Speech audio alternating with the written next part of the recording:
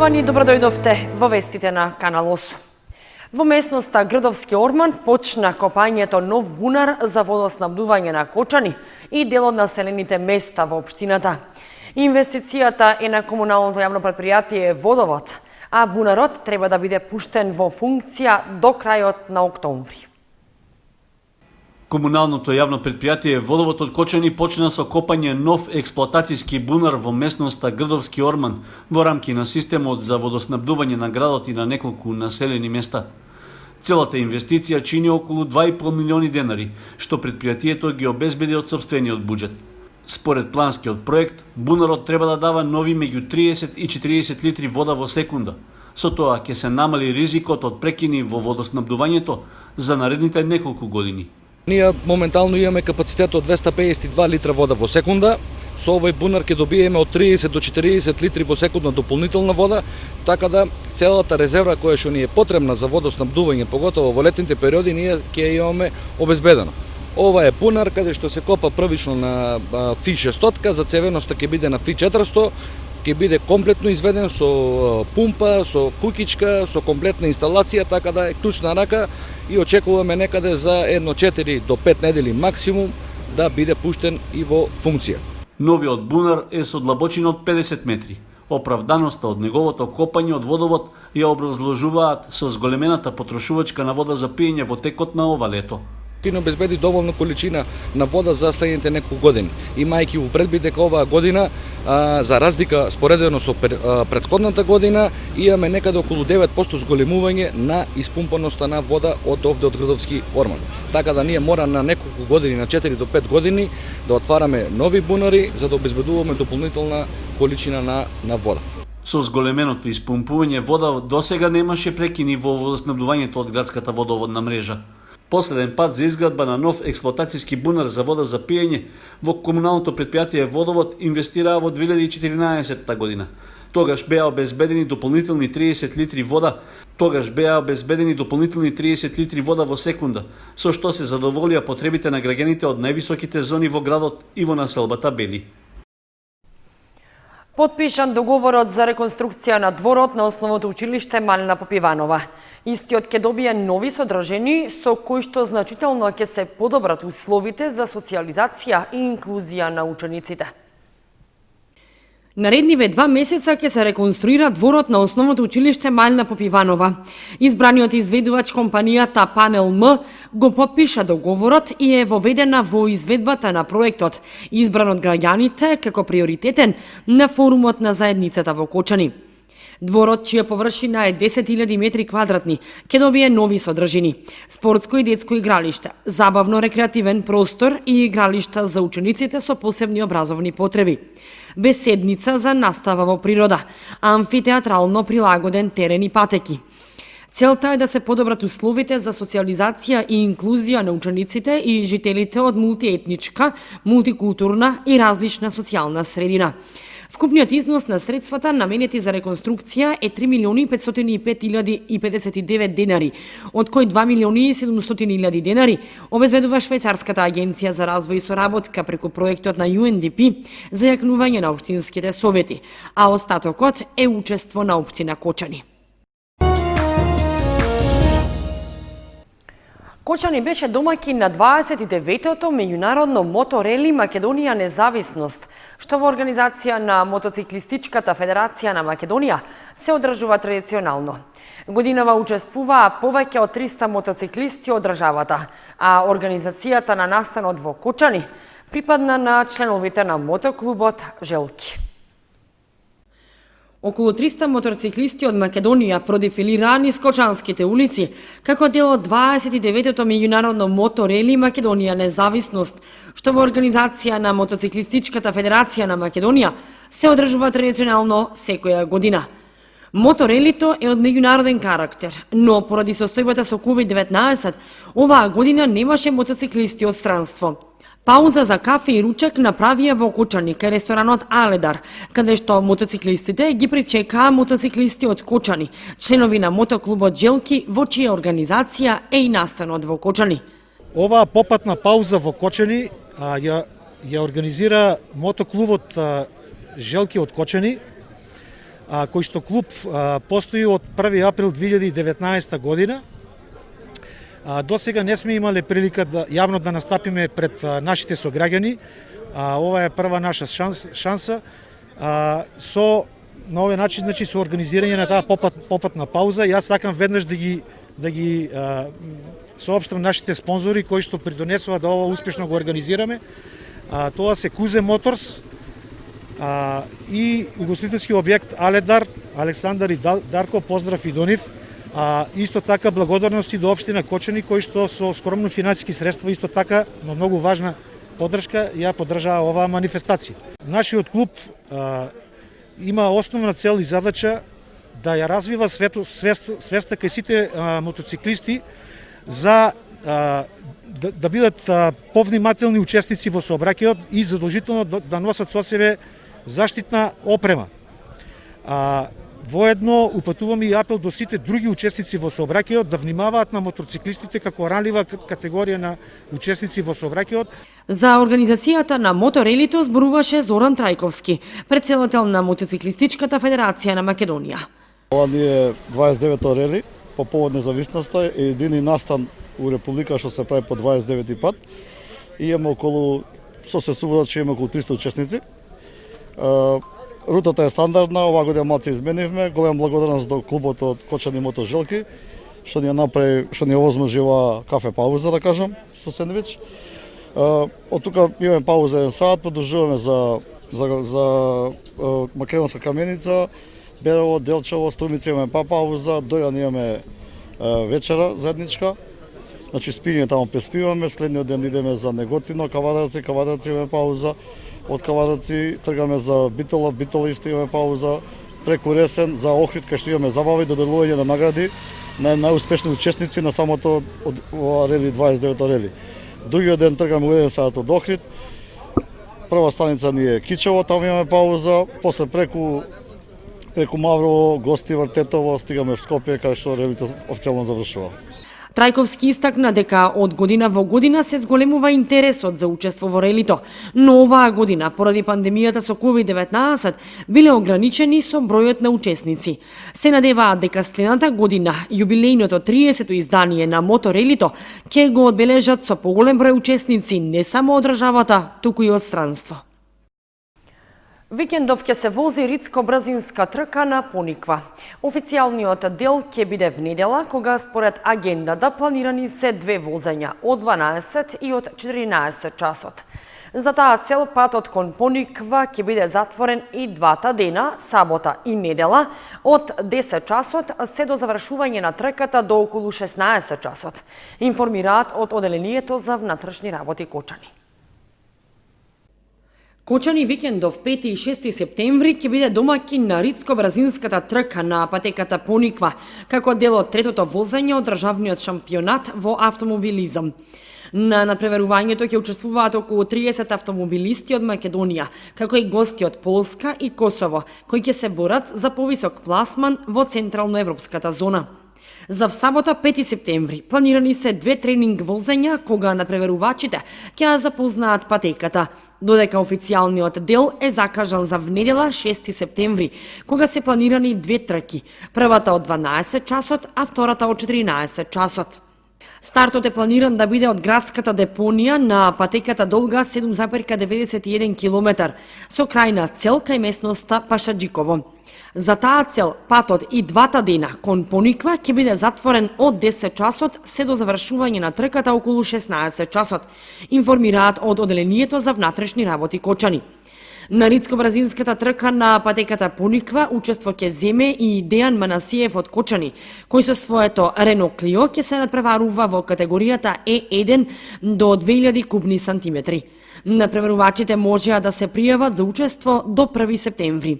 Трката е во организација на автомобилскиот клуб Перформанс од Скопје, со поддршка на Автомобилистичката федерација на Македонија.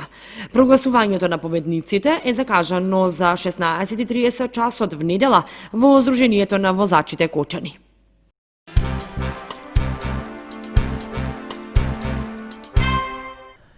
Во Виница двајца, во Кочани ниту еден новозаболен од COVID-19 во последните 24 часа, информираат од Министерството за здравство.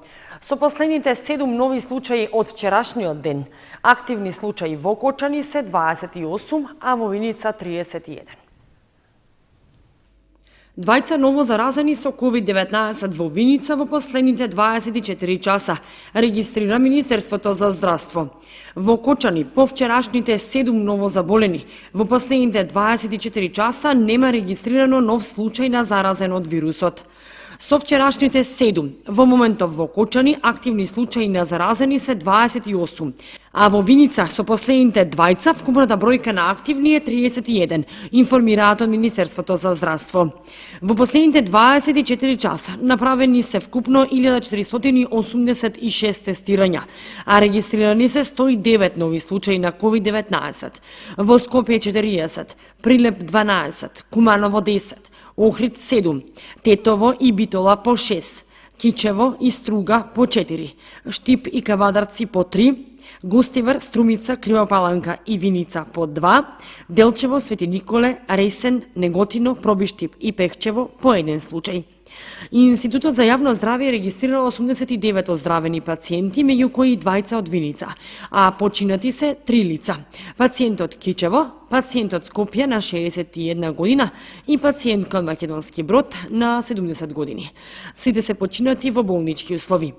Вкупната бројка на ковид диагностицирани во нашата земја од почетокот на епидемијата изнесува 14.871. Бројката на оздравени пациенти е 12.054, на починати 609, а во моментов бројот на активни случаи во земјава изнесува 2208. Инаку од Министерството за здравство информираат дека стартуваат тестовите што ќе треба да утврдуваат COVID-19 или грип.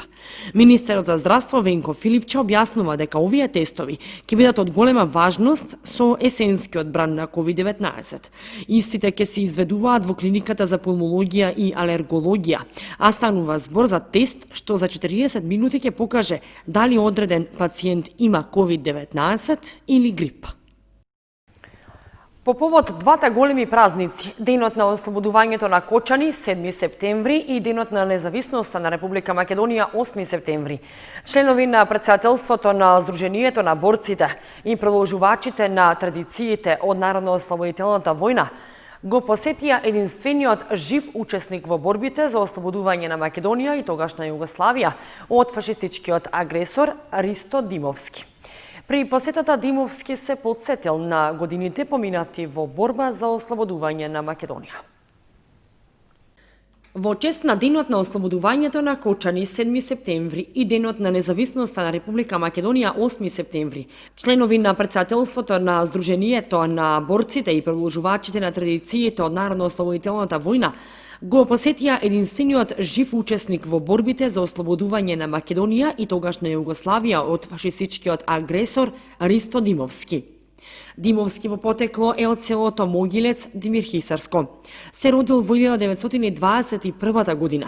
Во редовите на Народно-ослободителната војска се вклучил во август 1944 година, веднаш по одслужувањето на 3-годишниот воен рок во бугарската војска. Како искусен војник кој умее да ракува со оружје, бил задолжен со минофрлач и познатиот митралес Зорка. Радосен од посетата на членовите на Сдруженијето на Сојузот на борците од Кочани, раскажувал за деновите поминати во борбите. Традиционално Сдруженијето на Сојузот на борците од НОП и продолжувачи на традициите по повод овие значени датуми од историјата на нашата држава посетуваат членови на нашето здружение, учесници во Народно-ослободителната борба. За жал, во Кочани и во околината, односно во Источна Македонија, единствен жив учесник во Народно-ослободителната борба е Ристо Димовски, кој живее во нашиот град. Посетата ја најавивме согласно со сите критериуми за однос на пандемијата. Тој беше многу пријатно изненаден и радосен, затоа што сепак не е заборавен од колегите од неговото здружение. планиравме да се задржиме 15 на минути, а ние останавме 2 часа. За тоа време тој евоцираше спомени од Народно-ослободителната борба, спомени од времето кога учествуваше во создавањето на нашата држава, односно по ослободувањето, затоа што тој за сето време, всушност до пензионирањето до 1967 година, бил активен. Работел на сочување на редот и мирот во нашата општина, во полициската станица во Кочани.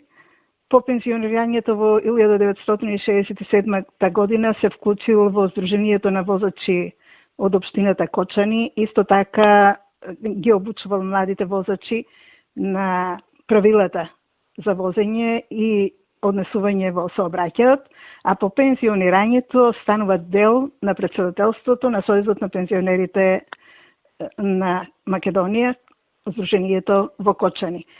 Димовски на 14 август 1944 година влегол во првата македонско-косовска бригада.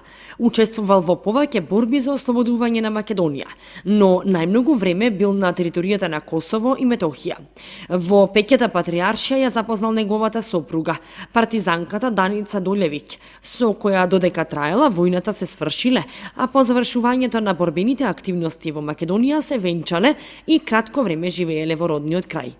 Во 1947 година, по обуката во Сремска Каменица, влегол во составот на тогашната народна милиција. Работел во Ресен, Блатец, Виница и Кочани. Се пензионирал во 1967 година како заменик командир на полициската станица во Кочани. За учеството во НОВ и изградбата на земјата одликуван е со орден заслуги за народ со сребрени зраци, златна плакета и орден за храброст, како и орден на трудот со златен венец. Во 2 мандати бил делегат во собранието на општината Кочани, а по пензионирањето бил дел од стручните служби на Сдруженијето на возачите и Сдруженијето на пензионерите од Кочани.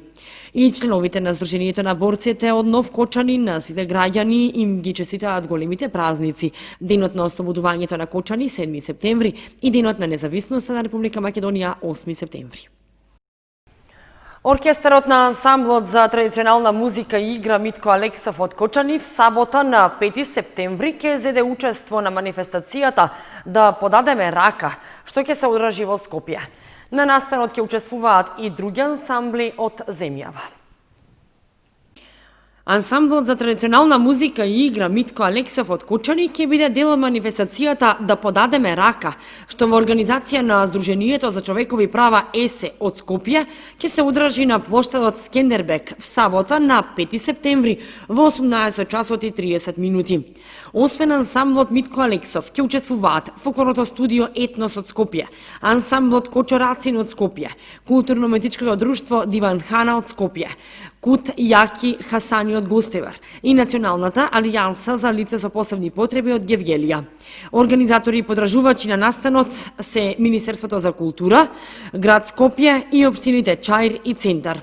Ансамблот Митко Алексов ќе се представи со оркестарот со изведба на ората Јенијол, Невестинско венчално и Рамно Велешко. Ансамблот Митко Алексов од Кочани се залага за едукација и зачувување на традиционалната игра и музика. Формиран е 2020 година и брои 180 членови.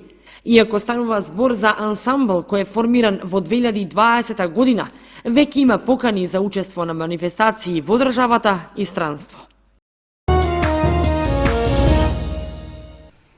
Планинарите од Кочани в недела ќе организираат традиционалната рекреативна акција до местноста Раткова скала. Активноста е дел од одбележувањето на двата празника 7 и 8 септември. Планинарскиот спортски клуб Осогово од Кочани со своји активности се приклучува кон одбележувањето на двата празника 7 септември, денот на ослободувањето на градот, и 8 септември, денот на независноста. Празниците се повод да се одржи традиционалната рекреативна планинарска тура до местноста Раткова скала. Во акцијата може да се приклучат сите заинтересирани љубители на природата, при што тргнувањето од Кочани кон манастирот Свети Пантелеимон е закажано за внедела во 7 часот од градскиот парк. Во 8 часот од селото Пантелеј ќе се тргне кон Раткова скала, каде пристигнувањето е планирано за околу 11 часот. По пауза од 40 на минути, учесниците во акцијата ќе се вратат кон манастирот Свети Пантелеймон. Турата е од полесен карактер со мали искачувања и многу интересна. Стартот е на 766 метри надморска височина, а целта на Раткова скала е на 1250 метри.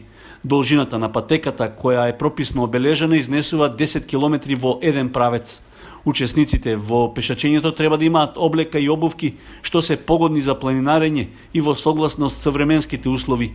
При тоа задолжително е носењето храна и доволно количини вода.